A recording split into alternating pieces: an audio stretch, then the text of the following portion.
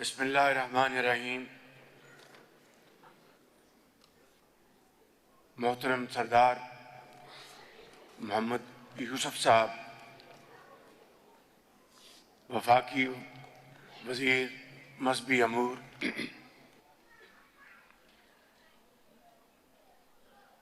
انتہائی قابل احترام علماء کرام، مفتیان کرام، مشائخ اعظام، اساتذہ کرام، طلباء و طالبات، ذی وقار وفاقی وزراء،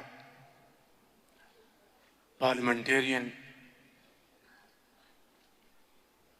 اور brother from Turkey, Ambassador Nazir Oglu،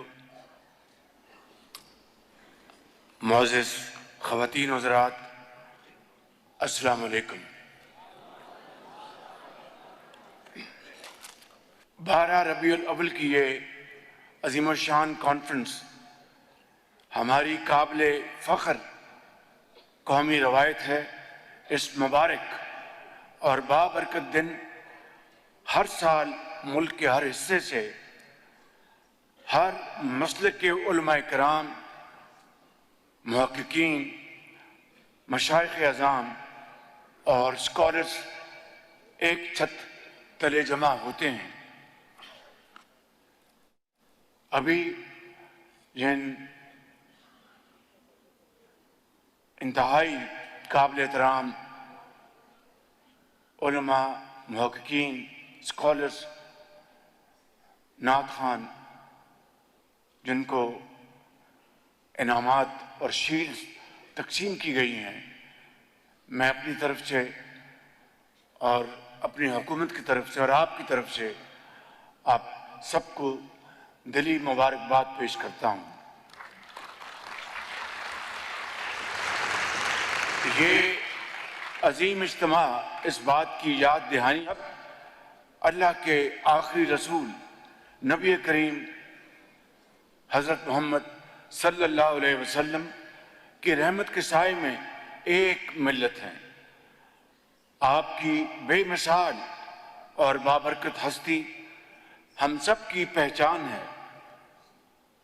آپ نبی اکرم صلی اللہ علیہ وسلم ہماری عزت اور ہماری جان ہے۔ آپ کا امتی ہونا ہمارا ایمان ہے۔ آپ کی بعثت پوری انسانیت کے لیے اللہ کا احسان ہے۔ اور یہ حسین اتفاق ہے کہ اس سال یہ مبارک دن اگست کے مہینے میں آیا ہے، جب پاکستان معرض وجود میں آیا۔ 14 اگست پر رمضان المبارک کی رحمتوں کا سایہ تھا۔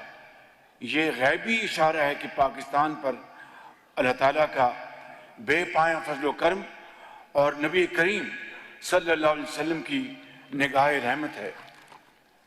میں وزارت مذہبی امور اور علماء کرام کو دل کی گہرائیوں سے مبارکباد دیتا ہوں کہ انہوں نے سیرت کانفرنس کی پاکیزہ روایت کو زندہ رکھا۔ علماء کرام ہماری اخلاقی قدروں کے پاسبان ہیں۔ ہم سب ان کی خدمت میں دو زانو ہو کر بیٹھتے ہیں اور مجھے اس کے اوپر فخر ہے، اور ان سے دین کی باتیں سیکھتے ہیں۔ ان کی عزت اور توقیر ہم سب پر واجب ہے۔ میرے بزرگوں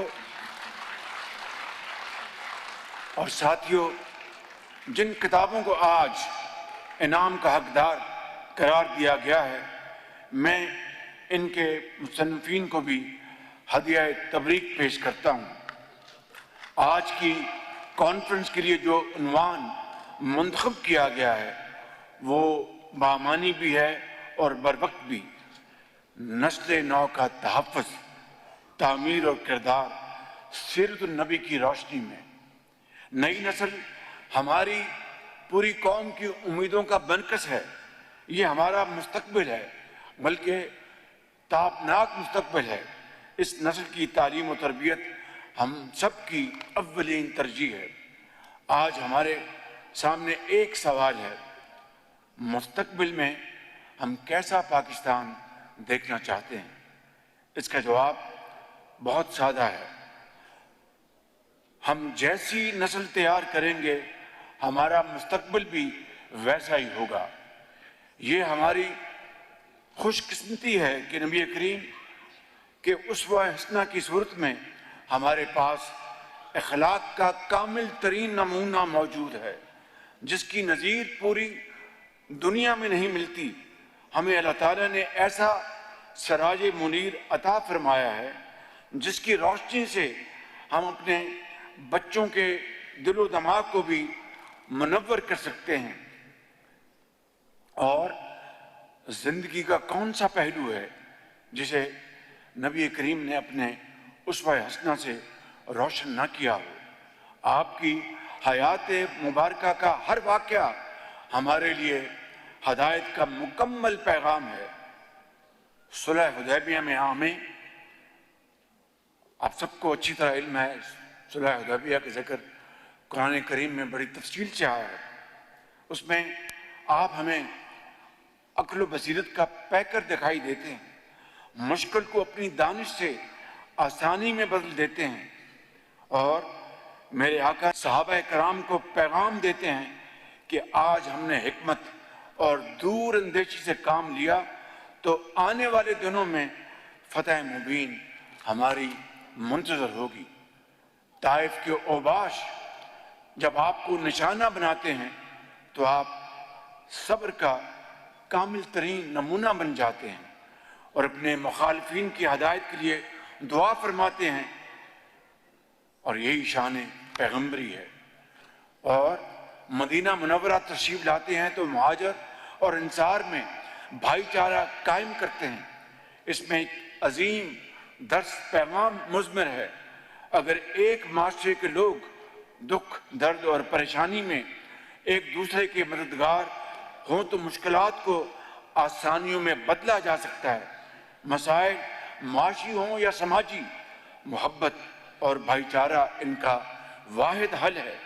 ہم دوسروں کے لیے آسانیاں پیدا کرتے ہیں تو اللہ تعالیٰ ہماری مشکلوں کو آسان فرماتا ہے۔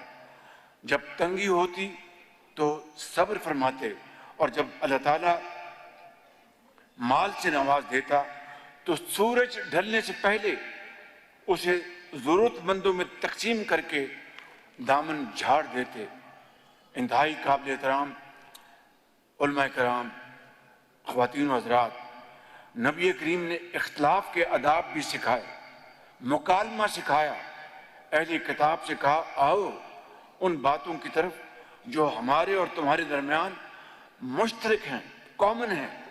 فتح مکہ کے موقع پر جب آپ عظیم الشان لشکر کے ہمراہ شہر میں داخل ہوتے ہیں تو عاجزی کا پیکر بن جاتے ہیں۔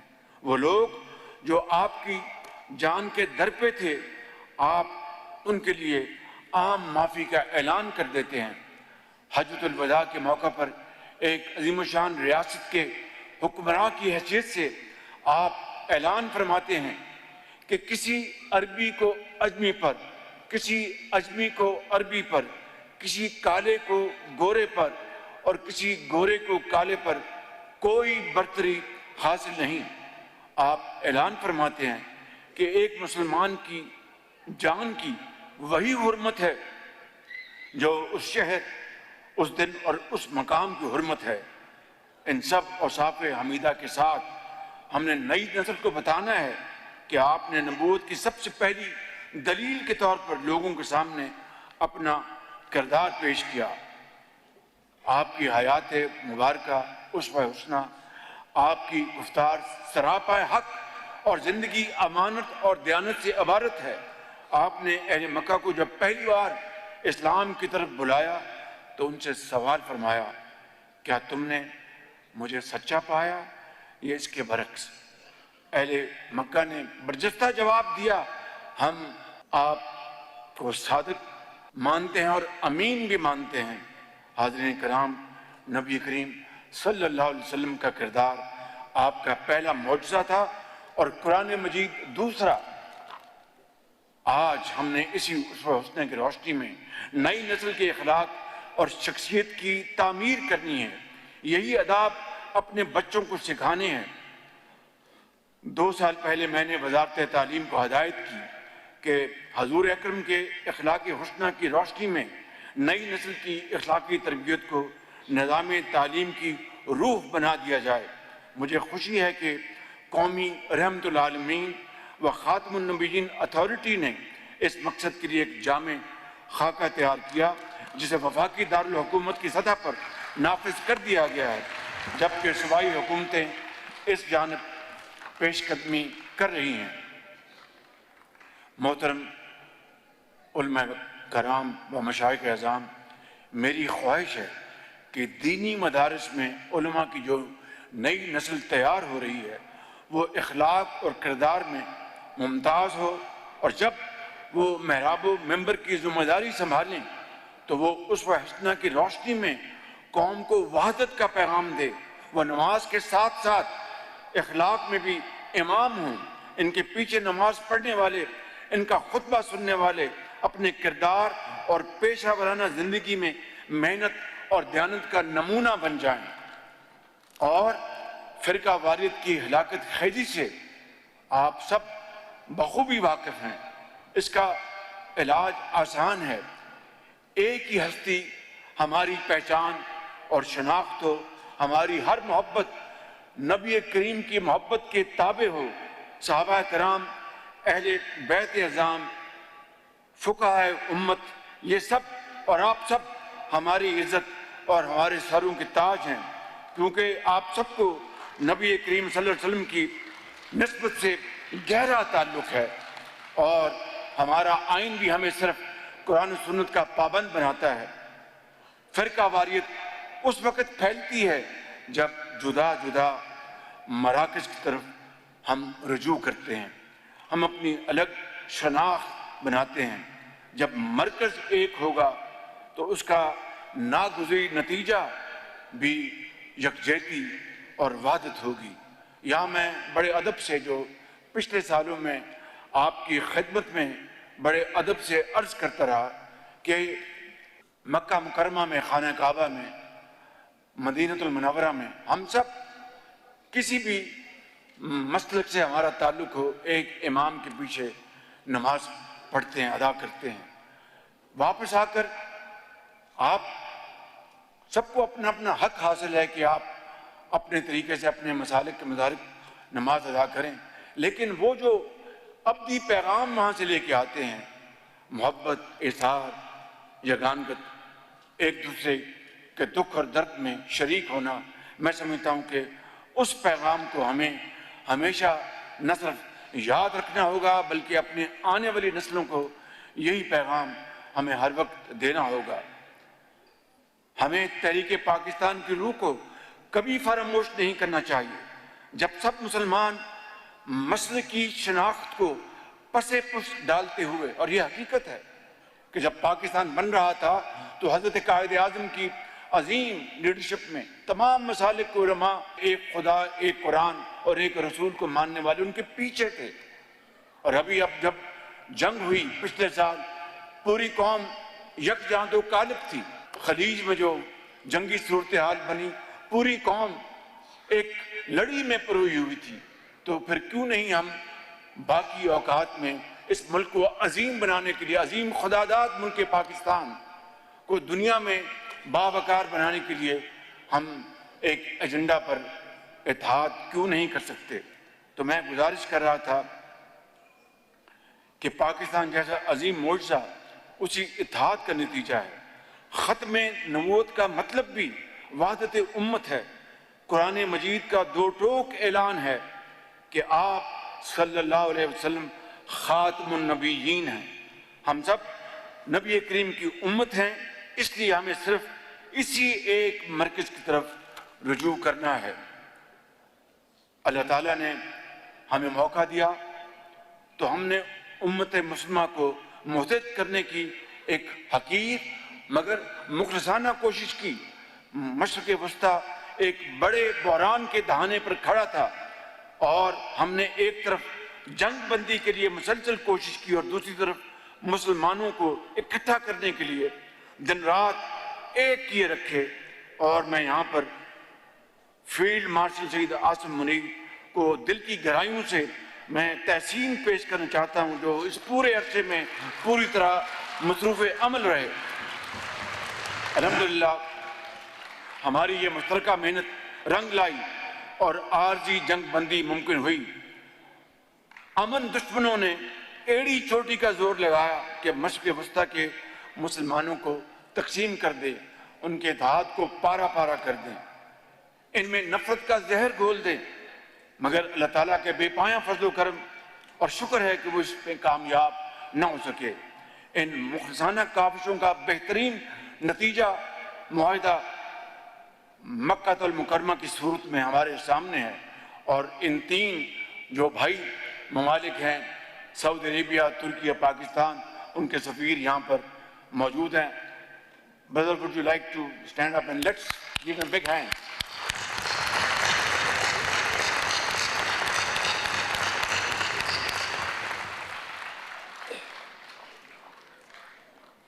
तुर्की और सऊदी अरब पाकिस्तान के वो साथी हैं कि जो अच्छे और बुरे वक्तों में पाकिस्तान का इन्होंने भरपूर साथ दिया। मैं तफसील में जाए बगैर ये कहूँगा, तुर्की, इनकी अवाम, इनकी हुकूमत, इनके सदर मेरे बहुत प्यारे भाई तैयब अर्दवान, और सऊदी अरब के अवाम हमारे वहाँ पर भाई बहन, और सऊदी अरब की हुकूमत और मेरे इंतहाई प्यारे भाई क्राउन प्रिंस मोहम्मद बिन सलमान पाकिस्तान के साथ एक आनी दीवार की तरह खड़े थे।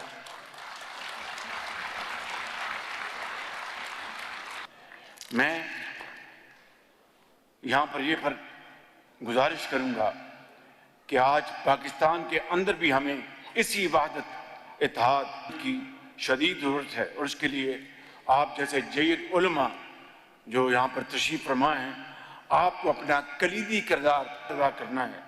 अवाम को फितना परवर और मफाद परस्त अनासर से बचाना है जो इन्हें तकसीम करना चाहते हैं। हाज़रीन कराम, महज़ब दायरे में रहते हुए इल्मी इख्तिलाफ में कोई हर्ज नहीं। हमारे इस्लाफ ने भी इख्तिलाफ किया, लेकिन इनके इख्तिलाफ ने हमारी इल्मी रवायत को माला माल किया। हमें उनके इस मिसाली किरदार को सामने रखना है, अपनी बात कहनी है और दूसरे को भी ये हक देना है कि वो भी अपनी बात खुलकर कहे। इस मस्बत रवैये से इख्तिलाफ रहमत बन जाता है और समाज इल्मी और फिक्री इर्तिका की मनाजिल तय करता है। आज उम्मत मुस्लिमा को जो फिक्री चैलेंज दरपेश है, आप इनसे अच्छी तरह वाकिफ हैं। नई नस्ल के सवालात जो जदीद इल्म से फूटे हैं, जवाब तलब हैं। गुमराह कुन ख्यालात नई नस्ल को अपना शिकार बना रहे हैं। फ़िरका वारियत नौजवानों के जहन को आलूदा कर रही है। इंतहा पसंदी इन्हें दहशत गर्दी का रास्ता दिखा रही है। सियासी मफाद परस्त इनके अखलाक पर डाका डाल रहे हैं। हमें अपने बच्चों को इन तमाम फितनों से बचाना है। नई नस्ल की अखलाकी तरबियत के लिए सबसे पहले इनके जहन को मुतमिन करें। इसके लिए आप जैसे जय्यद उलमा और स्कॉलर्स की शदीद ज़रूरत है, शायद इससे पहले कभी नहीं थी। हमारे नबी करीम सल्लल्लाहु अलैहि वसल्लम ने हमें नसीहत फरमाई कि हिकमत मोमिन की गुमशुदा मिरास है। हमने उसमें हसना से रहनुमाई लेते हुए इस हिकमत के साथ नई नस्ल के जहनों को मुतमईन करना है, उन्हें रवायत का इल्म देना और इसके साथ साथ जदीद उलूम भी सिखाने हैं। यही फरमान इमरोज़ है, मशरिक से हो बेजार ना मगरिब से हजर कर। फितरत का इशारा है कि हर शब को सहर कर। आज जिस हस्ती को याद कर रहे हैं हम सब, जिनके साथ अपनी निस्बत पर फख्र कर रहे हैं, इन्हें अल्लाह ताला ने रहमतुल आलमीन बनाया।